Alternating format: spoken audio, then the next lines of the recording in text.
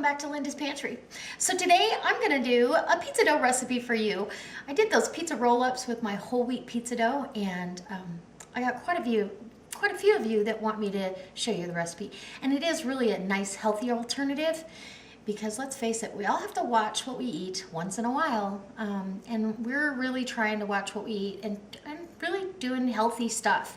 You know, and one day a week we cheat and do whatever we want. But that being said, I'm going to bring you along and show you my whole wheat pizza dough recipe. And it is absolutely delicious, and it's really healthy as far as the comparison of the two. And I hope it inspires you to stay with me. Maybe give me a thumbs up along the way if you like this video.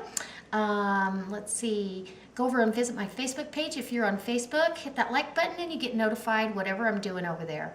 I also am on Pinterest now, so you can go look me up over there.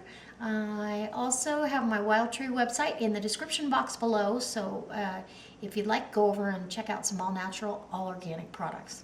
All right, so for now, let's go make some delicious, healthy pizza dough.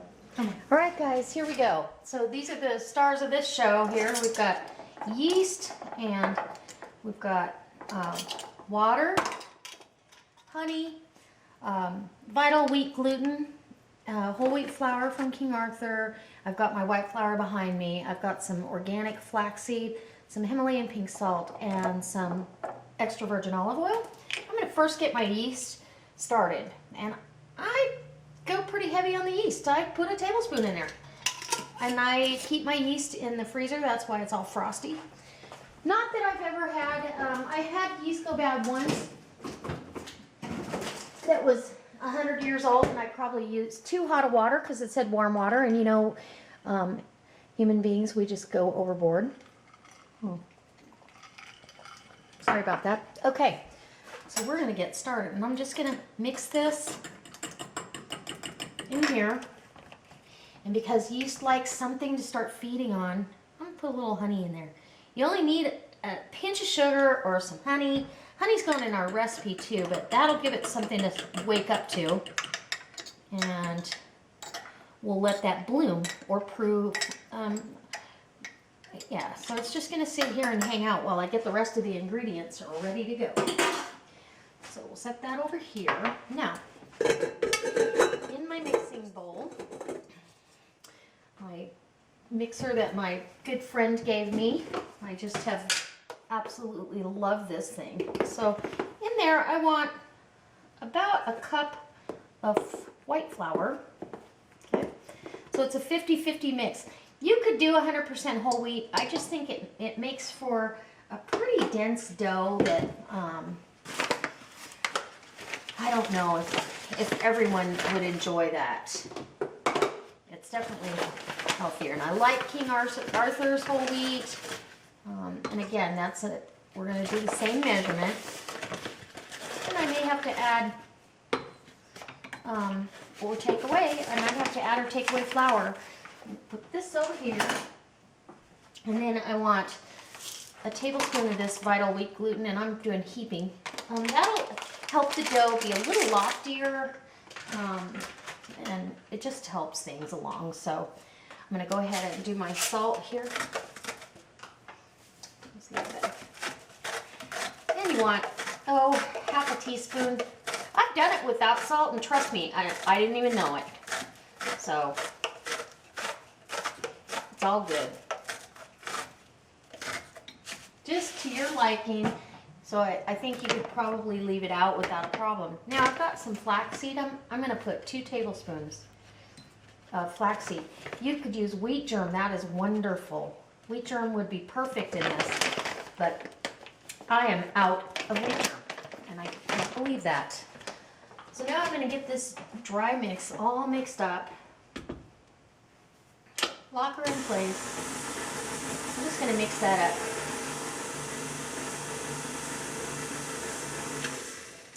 My yeast, you can see there's a foamy top to it now. Let's bring it a little closer now that I've got everything kind of in. See if you can see that. See that? It's got about that much of just a frothy top on it. That yeast is active. So And I absolutely love the smell of yeast. It's beyond good. Now I'm gonna go ahead, because the honey can be a little bit sticky, I'm gonna go ahead and add about 2 to 3 tablespoons. I don't think you have to get too crazy on measuring. It just makes for a sweeter dough. So about a 1/4 cup, actually, it brought that all the way up there. So we're gonna mix that a little bit in there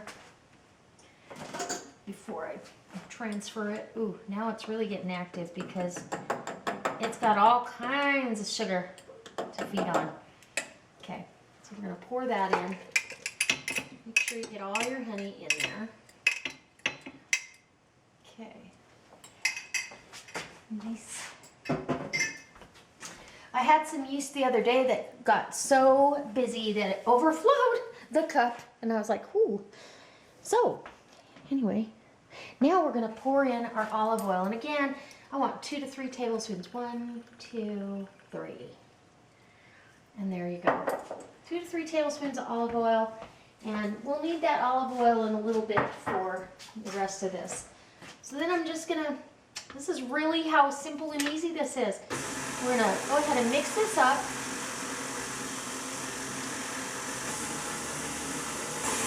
And I'll be mixing until I feel like it's ready to start kneading. When it comes away from the bowl and it's leaving the bowl clean, and I've shown you that in the past, but I'll show you, I will go ahead and start the kneading process. I knead it for 5 to, well, usually 7 to 10 minutes, but 7 minutes is perfect.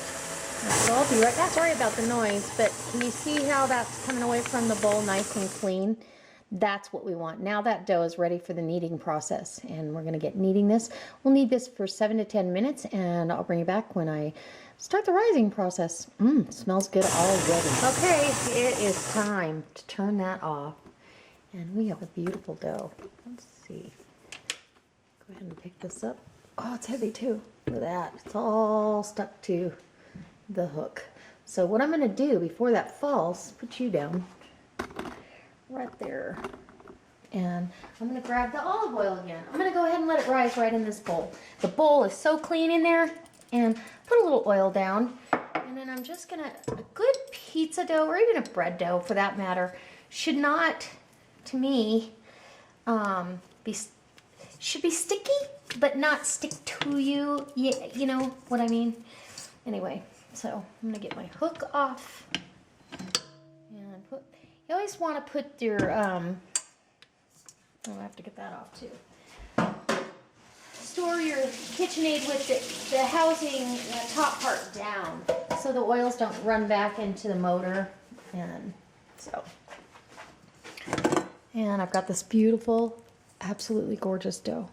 I'm going to cover this with saran wrap, and we're going to let this rise for about, I don't know, at least an hour. It's kind of cool in my house for the most part, but you know, if you've let it, I've let dough go almost all day, and it's just fine. It's not going to hurt it one bit. And once it's risen, you can store it in your refrigerator, or you can store it in your freezer. And that's quite often what I do. Anyways, we're going to let our dough just hang out in a nice warm area. Maybe I'll put it next to the crock pot and keep it warm. And I'll bring you back when it's all doubled in size. Okay guys, so now I have my beautiful pizza dough that's had time, and I actually let this rise for a couple of hours. I've been busy with another recipe. Look at that. It's obviously, and it kind of creates its own heat. This is warm in itself.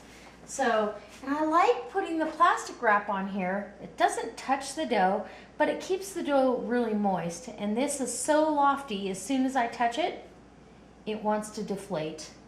So that really gives me a good idea of what I have going on. And oh my gosh, I'm so excited. And I decided to actually show you something special with this. Okay, so we're gonna deflate the dough. Oh, it's warm. And I haven't really, I haven't added any heat. I did have it sitting next to this crock pot, which isn't radiating a lot of heat, but beautiful. The bowl is absolutely pristine. We'll just put that in the sink. And now I've got this dough. And this is a beautiful, elastic, pliable dough that, what do I need to do with all this? Okay, well, I'm going to share a recipe with you. So, that being said, let me grab my foil-lined, parchment-lined, and I preheated this, and so that's why you see it's kind of starting to brown. Part of this is going here, and this part, this dough ball, I want to make sure you guys can still see. This dough ball is going into my refrigerator. I'm going to put it in a Ziploc bag, and I've got this whole wheat pizza dough to do whatever I want to do. I can make breadsticks, I can do a roll-up, I can do whatever I want. I'm putting it in a Ziploc bag and get all the air out.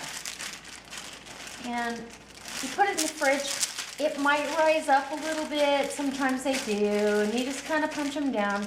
But now you have dough for the rest of the week, whatever you want. So we'll set this aside. And I've got this beautiful, beautiful, I don't know if that's a adjective for pizza dough, but I think it is. So I'm just going to start spreading it out. Now, this one wants to kind of spring back, so I'm going to go ahead and I want to make sure you guys can see everything. Maybe zoom you in a little bit. Yeah, there you go. I love it when I always put parchment down, but sometimes it gets too hot and it wants to scorch. And so we're stretching this dough out, and I really want a beautiful little piece of dough. So I'm going to lay it down, hold my hands down, and push, and wherever it might have, said, I can't take it, I'm going to break apart.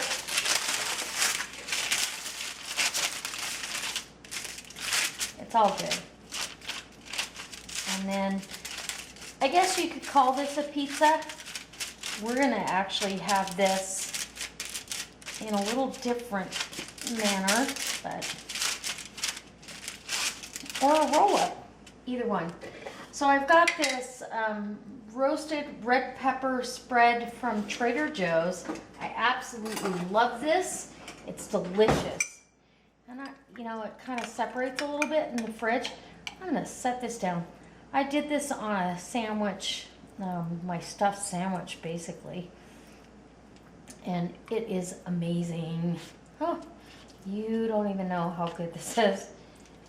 If you have a Trader Joe's in your area, I would highly recommend you grab this because it's one of my favorites. It really is delicious. Okay, so we're going to do that. This is so simple. You guys are probably going to go, did she just do that? Okay, fresh mozzarella, and if you can get really good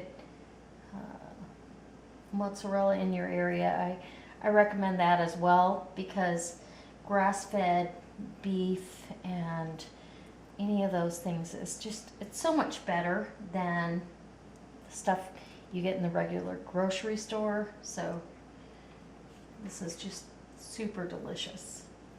Okay, feed your family the best. That's my motto. Now I am going to roll it, and yes, it's going to be a roll-up. Could I have just made that a pizza? Absolutely. But because of this pretty sauce that's in here and the the mozzarella and all that.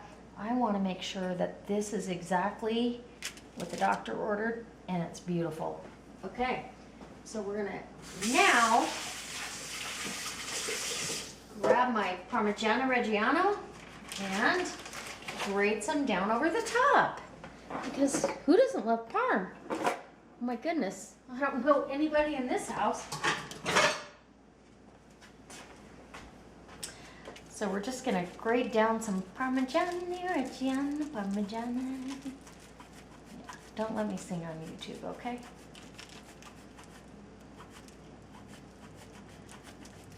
Get a little snow cap going on right there. And there you go. It's going in the oven at, you know what? I'm gonna let it sit here and kind of fluff up a little bit because you can see the ends. Go ahead and pick those up and fold them under so we don't have them oozing out the ends, but let this sit on the counter for about 10 minutes is probably plenty of time.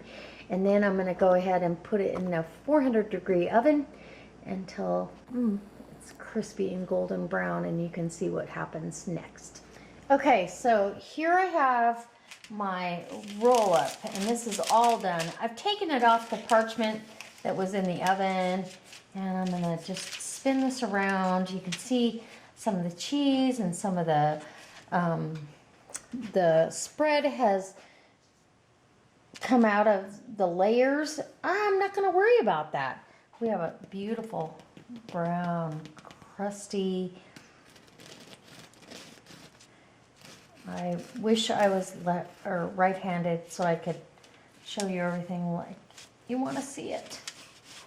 You got the mozzarella in there. Ooh, baby, this really has to cool down enough to cut this. You've got to give it some time. It's okay. But look at this. It's just this delicious ring of pizza dough and mozzarella and then look.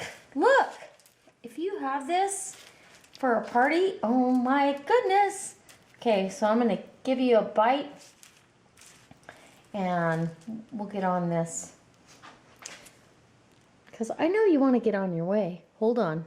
I get one bite.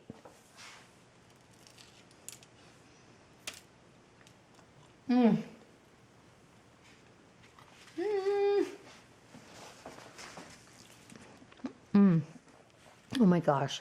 That eggplant spread is delicious. You could use sun-dried tomatoes. You could use a pesto would be fabulous. Any kind of, some kind of spread that you can get in there and make this absolutely wonderful. Cut these up in rings. Hold on.